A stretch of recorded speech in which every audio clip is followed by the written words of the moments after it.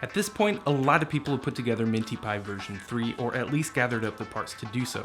And I know most of you already know, but if you're new here, the mintyPi is a custom do-it-yourself gaming handheld that's been crammed inside of an Altoids Mint tin, with a Raspberry Pi Zero at the heart of it. This is the third iteration of it, and with Helder opening up a new round of pre-orders for the electronics kit, we're going to have a lot of new users coming in, so I thought I'd do a quick video going over some common questions and issues that I see people running into, and hopefully help people get started easier. Now, as usual, I'll put links to everything in a blog post, which I'll link to in the description. All the parts that you need, any tools that I mentioned, anything like that will be in there. Also, like I said, Helder has pre-orders going on right now. He plans to keep them open until the end of July. That could change depending on whatever he decides to do. So to keep up with that, check out his website or follow him on Instagram. The 3D printed parts, which I actually just added a couple of new color combinations, are available on my shop, as well as the custom buttons that you need for it. Some of the colors might be out of stock right now, but you can still order them, they just might not ship for a few weeks. And another thing that I'm excited to be able to offer now, not too long ago, Prusa finally made available for everybody to purchase their textured build sheets. These are really cool because they have this really fine bumpy texture. It's kind of hard to show on video, but it hides all the lines that you normally see with a 3D printed part to make it look like an injection molded part. Really cool looking. I'm going to be offering these by default for all the multicolored prints, but I'll still have an option for the smooth ones if you prefer that. So I'm going to divide this up into hardware and software, and then within each of those, updates and then common questions and issues that people run into. Hardware wise, there will be a couple of small updates. First, the charging board had a couple of issues with the first batch.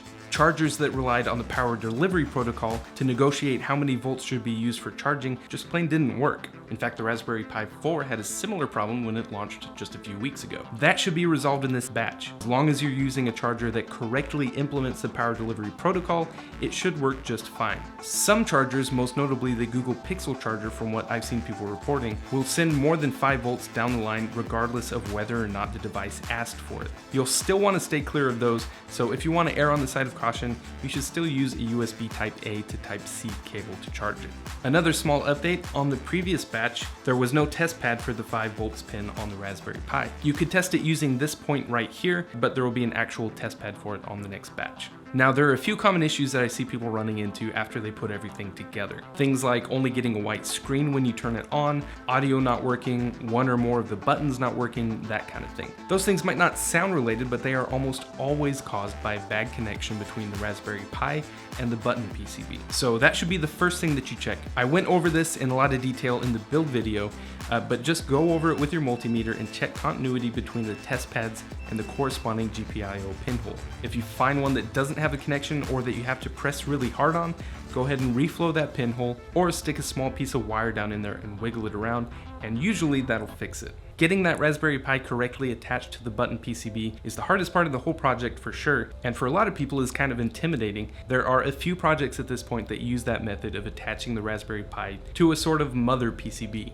A good example is the Null 2 that I showed you in the previous video, where I also showed you these practice boards. These are some boards designed by Helder to help you practice just this kind of soldering. They are cheap, so I would definitely recommend getting a few sets of these. You can get them directly off of Oshpark, and you can use those to practice before you actually move on to real parts. Now, one thing that I've seen a lot of people mention that they think is an issue, but it actually isn't, the Pi will not fully shut down if you have it powered through the micro USB port on the front of the Raspberry Pi itself. The way that it's set up, the power board is what actually fully shuts it down. But in order for that to work, you have to power it directly through the power board. So if you see that happening, just unplug the micro USB port and plug in a USB Type C cable to the power board. Another issue that I've seen a lot of people run into is that the screen is all scrambled and sideways, which people logically think means that the screen is messed up. That actually usually just means that you're using the image from the previous version of the mintyPi. It used a different screen with different initialization code, so that's why that happens. So that's a good segue to talk about software. First, there were a couple of small issues with the current mintyPi image. Things like the LNR buttons not working to browse ROMs in Emulation Station, favorites not saving in Emulation Station. I've fixed those. You can go into the RetroPie menu and run the mintyPi update option while you're connected to Wi-Fi, and you can pull in all of those updates. Or you can download the image fresh if you want to. Which brings me to a question that I saw a lot of. Yes, the file format is supposed to be .gz. You don't have to unzip it or anything like that. Just feed that file directly to Etcher and it'll burn it to your SD card just fine. Also, the intro animation was removed to make it boot faster. That's another thing I saw a lot of people asking about. So yeah, that is intentional. Another thing that I see a lot of people struggle with on not only the mintyPi but other builds as well is how to connect to it over Wi-Fi and transfer games. So I'm just going to go over that whole process from start to finish. Some of these things will be mintyPi specific, but a lot of it will apply to other builds as well. The first step is to get the Raspberry Pi on your Wi-Fi. When you first flash the mintyPi image, there will be a new boot drive that shows up on your computer. Go in there and there will be a file called WPA supplicant that you can open up and edit. Put your Wi-Fi network name and password in there and save it. And then the next time that you power on the Raspberry Pi, it should automatically connect to that network. If you've already turned on your Raspberry Pi without setting that up, then RetroPie will actually remove that file, so you're going to need to re-add that file to the root of that boot drive. I'll put an empty one in the blog post if you need to do that. Now, the FTP server on the mintyPi is disabled by default. That's what actually makes it so that you can connect to it and transfer files. So go into the RetroPie menu and select Start FTP. Next, we need to know the IP address. So in that same RetroPie menu, select Show IP.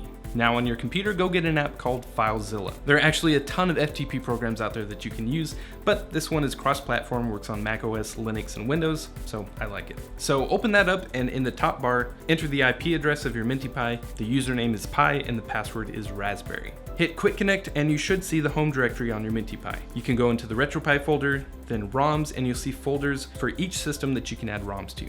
After you add games, from Emulation Station, hit Start, quit, and restart Emulation Station, and your newly added games should show up.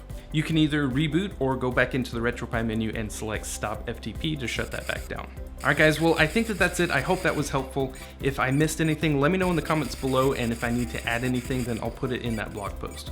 If you want to put together a mintyPi, definitely check out Helder's website. He's currently doing pre-orders for his parts, and if you want to see what you're getting into, then definitely check out the build video that I did earlier this year.